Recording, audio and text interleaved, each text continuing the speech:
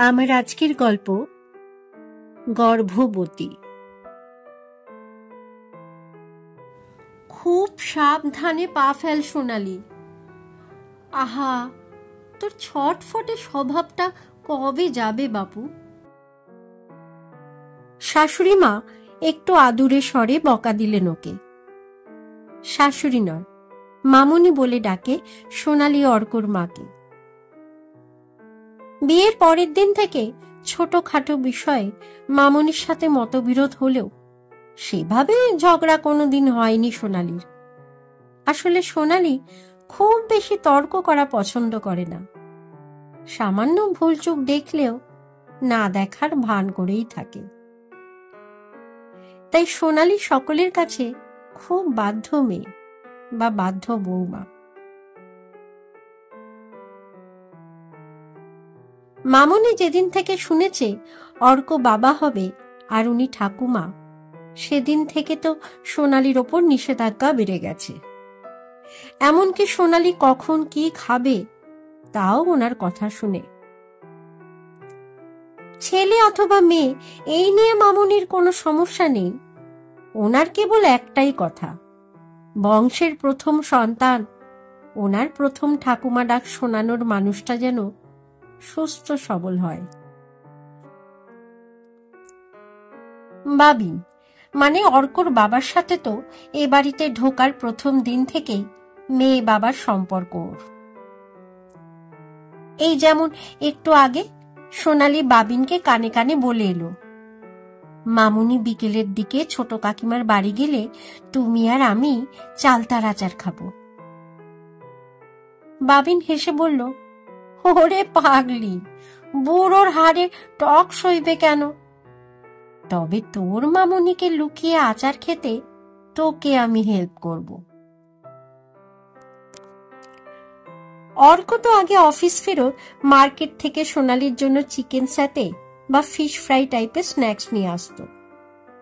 এখন তো বাবা হবার আনন্দে সোনালির পেটের মধ্যে পুরো ফ্রুট গার্ডেন বানাবার মতলব এঁটেছে। সত্যনারায়ণ পুজোর মতো এক ব্যাগ করে ফল আনছে আর সোনালিকে সেগুলো জোর করে খাওয়াচ্ছে মামুনি। সন্ধেবেলায় অর্কর কোলে মাথা দিয়ে সোনালি শুয়েছিল। অর্ক মাঝে মাঝে এক্সাইটেড হয়ে গিয়ে সোনালির পেটে কান রাখছে। বোকাটা জানেও না 4 মাসে কিছুই সেভাবে বোঝা যায় না।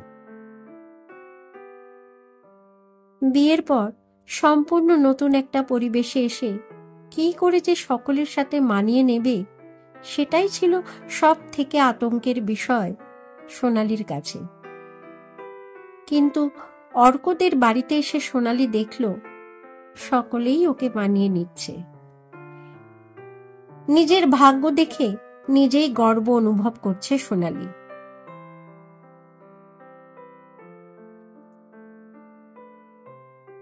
অফিস থেকে সামনের সপ্তাহে অর্ককে হায়দ্রাবাদ পাঠাবে 1 সপ্তাহের জন্য। হার্ডওয়্যার ইঞ্জিনিয়ার হওয়ার সুবাদে মাঝে মাঝেই ট্যুরে যেতে হয় ওকে। কিন্তু সোনালিকে এই অবস্থায় রেখে অর্কর মোটেই যেতে ইচ্ছা করছে না। মামুনি অনেক বুঝিয়েছে ছেলেকে, আমরা তো আছি। মামুনির অনেকদিন আগে বাড়ি থেকেই হারিয়ে যাওয়া একটা 1 ভরি সোনার হার কাল রাতেই আলমারির একেবারে কোণ থেকে পাওয়া গেছে। বছর 2 আগে হারিয়ে যাওয়া হারটা হাতে পেয়ে মামুনি আনন্দে সোনালিকে চুমু খেয়ে বলেছিল, আমার দাদু ভাই বা দিদি ভাই যেই আসুক সে খুব পয়মন্ত হবে রে।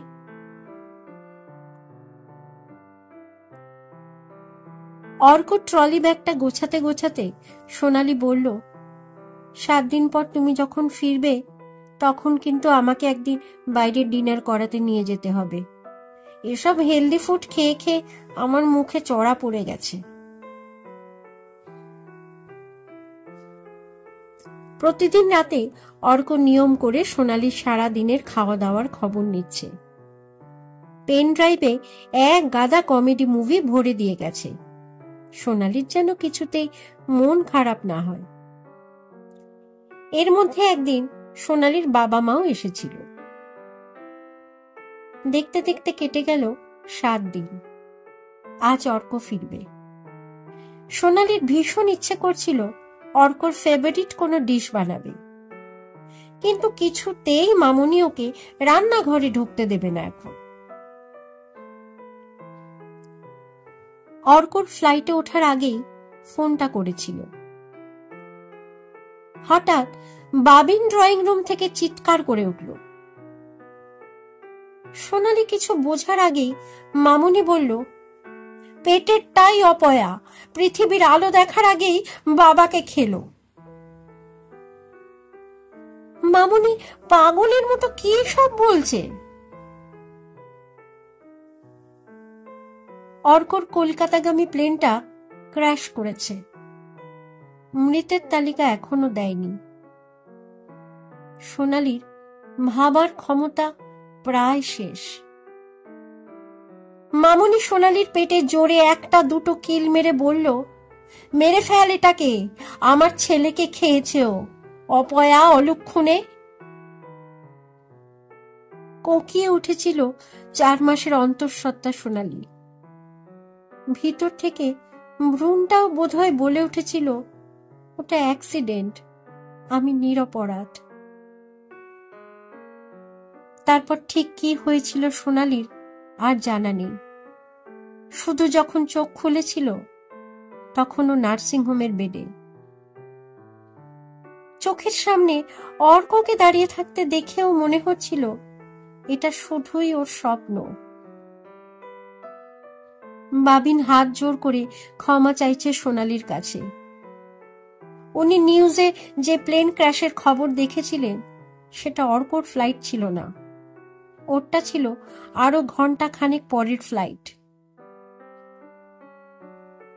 একপাশে মামুনি দাঁড়িয়ে আছে। সোনালীর বাবা মা কাঁদো কাঁদো মুখে কোণের দিকে দাঁড়িয়ে রয়েছে। অর্কর মাথায় হাত বোলাচ্ছিল। অর্ক বেঁচে আছে দেখে সোনালীর বন্ধ হয়ে থাকা নিঃশ্বাসটা বেরিয়ে এলো। অজ্ঞান হয়ে গিয়েছিল সোনালী। ভয় পেয়ে ওরা ওকে নার্সিংহোমে নিয়ে এসেছে। ক্লান্ত অথচ ধীর গলায় সোনালী নিজের বাবাকে কাছে ডাকল। এই প্রথম সোনালী নিজের মতামত জানালো, বাবা, আমি তোমার সঙ্গে বাড়ি ফিরতে চাই। আমি চাই না আমার সন্তান অর্কদের বাড়িতে জন্মাক। মামুনি বলল, আমাকে ক্ষমা করে দে। সোনালী তখন স্থির স্বরে বলল, মামুনি, আজ যদি অর্ক ফিরে না আসতো তাহলে কিন্তু এই সন্তান সারা জীবন অপয়া বলেই পরিচিত হতো। যে প্লেনটা ক্র্যাশ হয়েছে তাতেও কিন্তু অনেক প্যাসেঞ্জার ছিল। হয়তো সেখানে কোনো গর্ভবতীর স্বামী ছিল না। তাহলে কার দোষে ওটা ক্র্যাশ হলো বলতো? সবাই নিশ্চুপ চোখে তাকিয়ে আছে সদা শান্ত মেয়ে সোনালীর দিকে। আমি আমার সন্তানকে পৃথিবীর আলো দেখাবো পয়া অপয়ার তকমা ছাড়াই। অর্ক বলল, তুমি সত্যিও বাড়ি চলে যাবে? ঘাড় নেড়ে সোনালী বলল, হারানো জিনিস খুঁজে পাওয়া বা অ্যাক্সিডেন্টের ওপর যখন আমার সন্তানের জন্ম মৃত্যু নির্ভর করছে তখন তো মা হয়ে আমাকে ভাবতেই হচ্ছে। সোনালী নার্সিংহোম থেকেই রওনা দিল বাপের বাড়ির উদ্দেশ্যে। পিছনে ফিরে মামুনি, বাবিন আর অর্ককে বলে গেল, ওকে সুস্থভাবে জন্ম দিয়ে তারপর হয়তো ফিরব। জন্মগ্রহণের জন্য হেলদি ফুড নয়, ওর একটা শিক্ষিত পরিবেশ দরকার। অর্ক বলল, কিন্তু আমার কি দোষ সোনালী? সোনালী বলল, দোষ তো কারোরই নয় অর্ক, দোষ মানসিকতার। যার এখনো নিজস্ব আকৃতিই গঠন হয়নি সে কি করে অন্যের ভাগ্য নিয়ন্ত্রণ করছে? একটা আকৃতিবিহীন ভ্রূণ কি করে পয়া অপয়া বিচারের মানদণ্ড হতে পারে? তবুও সোনালি ফিরবে সন্তান কোলে নিয়ে তার জন্মদাতার ভিটেতে। হয়তো মঙ্গল শঙ্খ বাজবে এই বাড়িতে, যেখানে একদিন চোখে না দেখেই তাকে অপয়া দুর্নাম দেওয়া হয়েছিল। কিছুক্ষণের জন্য হলেও তার মৃত্যু কামনা করা হয়েছিল। একদিন দেখা যাবে তারই বাবা দাদু ঠাকুমা ডাকে এই বাড়িটা প্রাণচঞ্চল হয়ে উঠবে। কে জানে আজকের ঘটনাটা কি আদৌ মন থেকে মুছে ফেলতে পারবে সোনালি? বড় বিশ্রী দাগ হয়ে রয়ে গেল। আলতো করে হাত বোলালো নিজের গর্ভের সন্তানের গায়ে। মনে মনে বলল, দুশ্চিন্তা করিস না, মা আছে তো তোর পাশে।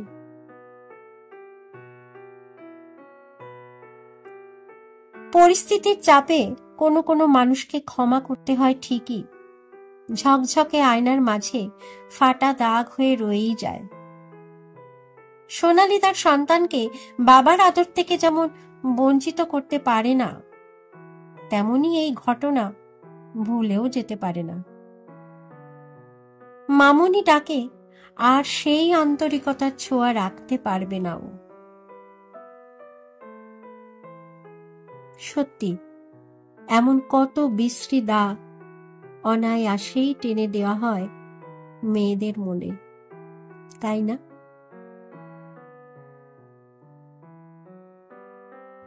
কলমে পুষ্পা মণ্ডল, গল্প পাঠে আমি অর্পিতা। আমার গল্প পাঠ যদি আপনাদের ভালো লেগে থাকে তাহলে আমার এই চ্যানেলটিকে সাবস্ক্রাইব করে আমার পাশে থাকার অনুরোধ রইল, যাতে এমন নতুন নতুন সুন্দর সুন্দর ভিন্ন ভিন্ন স্বাদের গল্প নিয়ে আমি আপনাদের সামনে আবার হাজির হতে পারি। আজকের মতো বিদায়। ভালো থাকবেন সকলে, সুস্থ থাকবেন এই প্রার্থনা করি। ধন্যবাদ।